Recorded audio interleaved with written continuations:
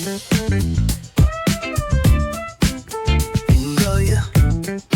आप Saudi Arabia में काम कर रहे हो या फिर आने का प्लान बना रहे हैं तो आपके लिए बहुत अच्छी बात यह है कि अभी सऊदी अरेबिया में हज़ारों नहीं लाखों की तादाद में जो है ना जॉब क्रिएट होने वाला है। तो चलो आज इस मैटर पे हम बात करते हैं और मैं हूं सरफराज और आप देख रहे हैं बीकॉन चैनल। ठीक है, तो सिंपली बात मैं ये कहता हूं कि आज हम वो सऊदी मैटर पे बात करेंगे जो सबसे बड़ा मेगा प्रोजेक्ट है अभी तक के सऊदी अरेबिया का।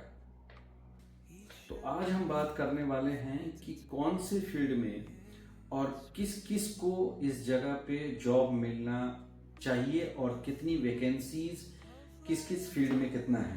ठीक है, सऊदी विजन 2030 का एक गवर्नमेंट का प्लान है।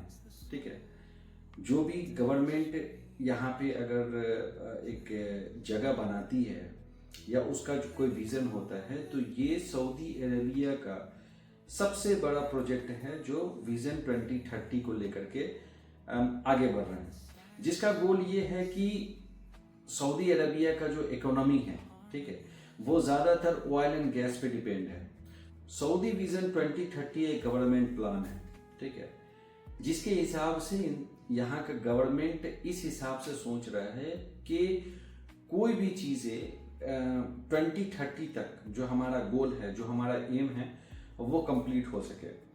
और इसका सबसे बड़ी चीज़ ये है कि इसमें ज़्यादातर लोग समझते हैं कि सऊदी अरेबिया जो है वो ऑयल एंड गैस की वजह से ज़्यादा पॉपुलर है, उनका पैसा उसके तरफ से आता है। लेकिन एक्चुअली में बात यह है कि अभी जो हालात चल रहे हैं दुनिया की, और सऊदी में भी ज़्यादातर जो गाड़ियां अभी चल रही हैं वो इलेक्ट्रॉनिक चल रही है।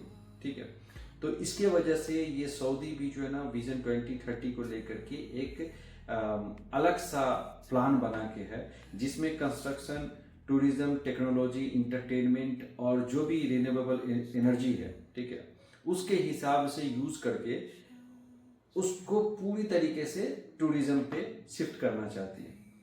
क्योंकि पूरा दुनिया उसी रेस में लगी हुई है, तो सऊदी अरेबिया क्यों पीछे रहेंगे, वो भी उसी रेस में आगे बढ़ने की कोशिश है। क्योंकि ज़्यादातर जो आप दुबई के बारे में जानते हैं तो दुबई सिर्फ 2% ऐसा है जो अपना ऑयल यूज़ करता है, सिर्फ 2%। बाकी उसकी जितनी इकोनॉमी है, जितना उसका इनकम है, वो सिर्फ और सिर्फ बिजनेस की वजह से है और टूरिज्म की वजह से है। तो सऊदी अरेबिया भी आप उसी मोड़ पे चलने की कोशिश है। इसलिए कुछ प्रोजेक्ट्स का मैं नाम बताऊंगा, जो प्रोजेक्ट्स उस मैटर पे चल रही है और काम शुरू है और उसमें बंदे की ज़रूरत ज़्यादा पड़ने वाली है। तो बात करते हैं सबसे पहला प्रोजेक्ट का, न्यूम सिटी। न्यूम सिटी जो है वो सऊदी का सबसे बड़ा प्रोजेक्ट है। यहाँ स्मार्ट सिटी, हाईटेक इंफ्रास्ट्रक्चर वगैरह, ये सारी चीज़ें, बीचेस और मतलब हर एक एआई टेक्नोलॉजी का जितनी चीज़ें हैं ना, वो इस न्यूम सिटी में वो डाल करके और एक हाईटेक सिटी बनाने की कोशिश है। ठीक है, और इसमें ज़्यादातर लोग जो होंगे वो civil, QC, safety, electrician, technician, IT से रिलेटेड जितने लोग हैं, इसके लिए इसमें जॉब अभी भंडार पड़े हुए हैं।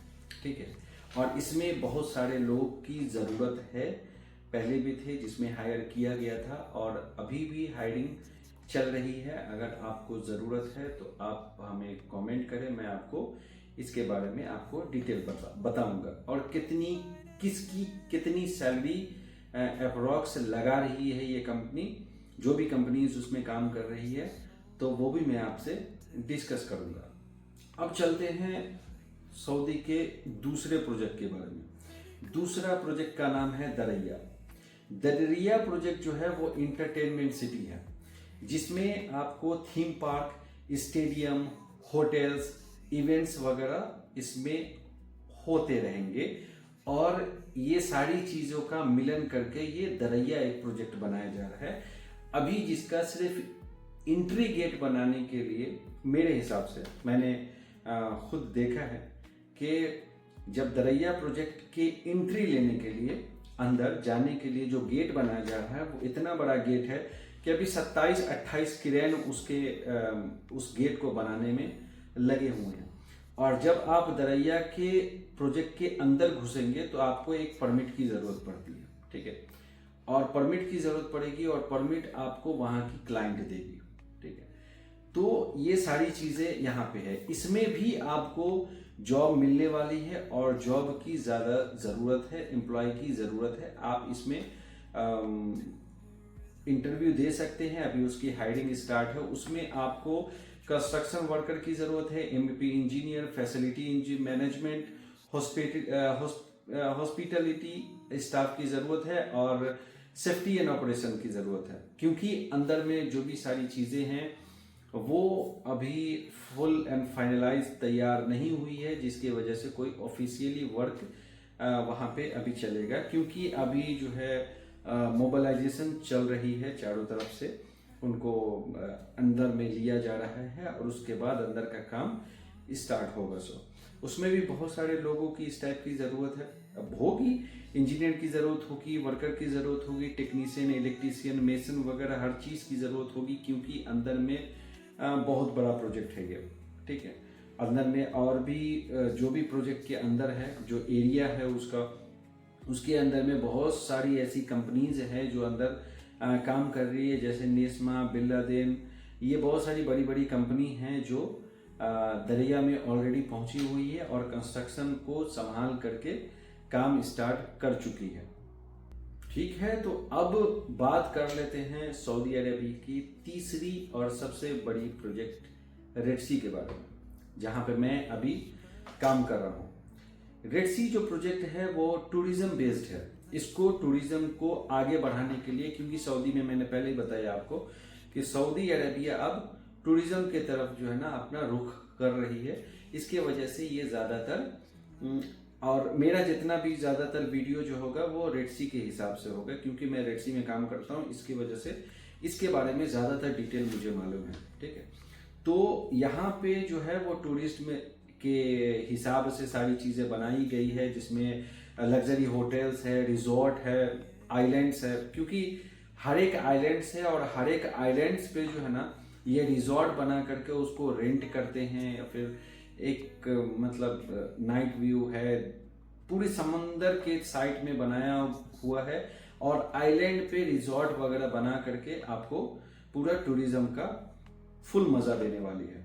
जिसमें आप ज़्यादातर अभी के टाइम पे, क्योंकि ज़्यादातर कंस्ट्रक्शन जो है वो आइलैंड्स की वो कंप्लीट हो चुकी है, इसके वजह से अभी के टाइम पे जो है लोगों की ज़रूरत है, जैसे कि होटल एंड रिजॉर्ट स्टाफ की ज़रूरत है वहाँ पे, civil and architectural engineer items की ज़रूरत है वहाँ पे। क्योंकि जो टीम है ना वहाँ पे, अंदर में जो टीम है, आइलैंड पे हर किसी को जाने की अनुमति नहीं है, परमिशन नहीं है, इसलिए जो है आप डायरेक्टली अंदर नहीं जा सकते, उसके लिए परमिशन की ज़रूरत है। तो जो भी स्टाफ्स हैं, जो भी प्रॉब्लम्स होंगी, टेक्नीशियन, आईसीटी या कुछ भी, वहाँ पे हर चीज़ अवेलेबल है और खाना पीना हर चीज़ अवेलेबल है वहाँ पे। इसलिए और इस फील्ड में आपको इस अभी के टाइम पे जो रेड सी में हायरिंग चल रही है वो है, और होटल एंड रिजॉर्ट स्टाफ की ज़रूरत है, सिविल एंड आर्किटेक्चरल स्टाफ की ज़रूरत है, ठीक है। उसकी पूरी टीम जो है रहेगी, क्योंकि वो देखने के लिए, जाहिर सी बात है, वहाँ पे जो प्रॉब्लम्स है वो सॉल्व करने के लिए इन्वायरमेंटल इंजीनियर की ज़रूरत है कि इन्वायरमेंट को देख करके वहाँ पे सारी चीज़ हैंडल कर सके।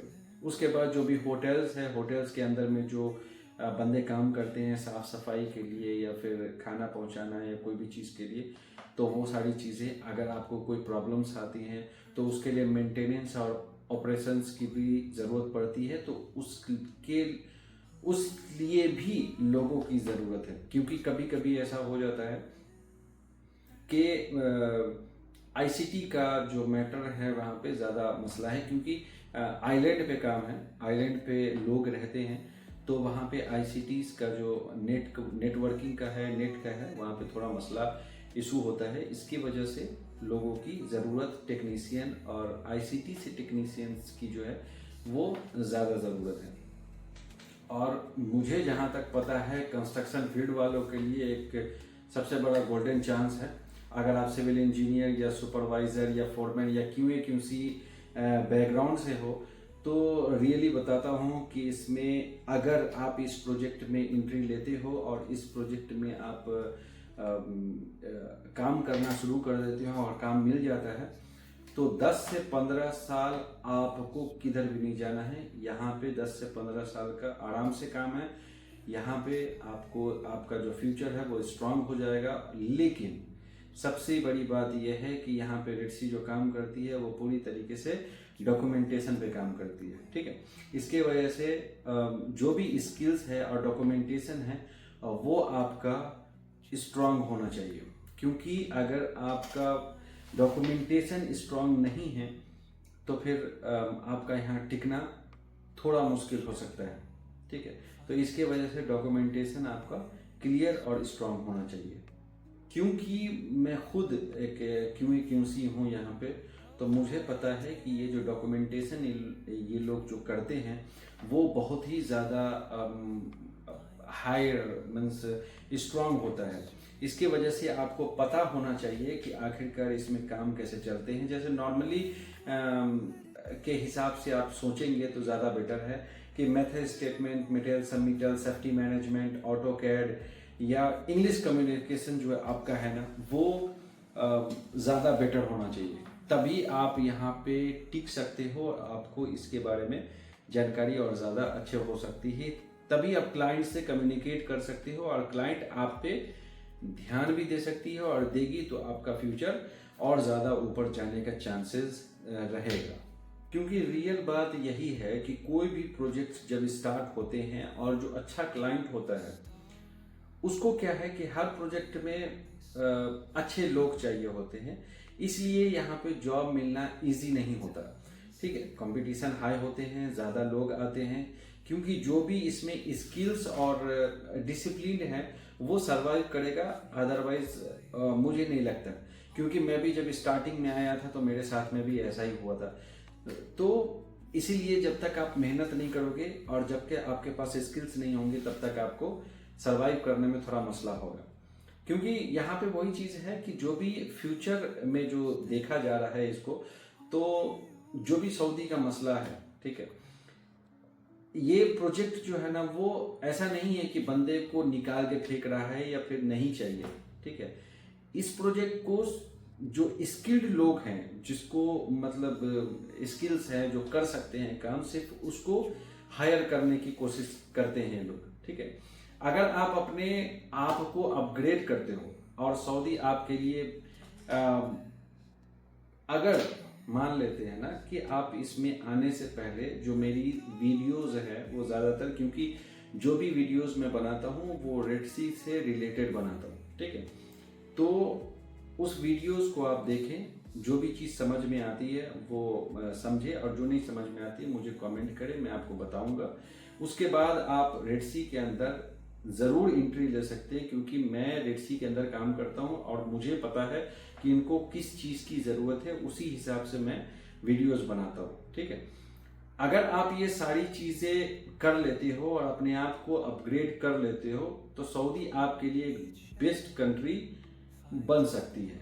तो इसलिए वीडियोस देखें और जो भी समझ में आए वो समझें और जो ना समझ में आए वो कमेंट करें, मैं ज़रूर रिप्लाई करूंगा इसके बारे में और मैं आपको अच्छे से समझाने की कोशिश करूंगा। तो इसलिए अगर आप सऊदी में जॉब कर रहे हो या आने का प्लान बना रहे हो तो जाहिर सी बात है इस वीडियो को लाइक करें, कमेंट करें, शेयर करें, सब्सक्राइब करें, कमेंट में बताएं कि आप इस फील्ड में और किस प्रोजेक्ट में काम करना चाहते हो। क्योंकि अगर आप कौन से फील्ड में काम करना चाहते हैं उस हिसाब से अगर मेरे पास में वीडियो है, जो इस मेरे चैनल पे अगर वीडियो है तो फिर बनाने की ज़रूरत या आपको बताने की ज़रूरत नहीं पड़ेगी, आप डायरेक्टली देख सकते हो, ठीक है।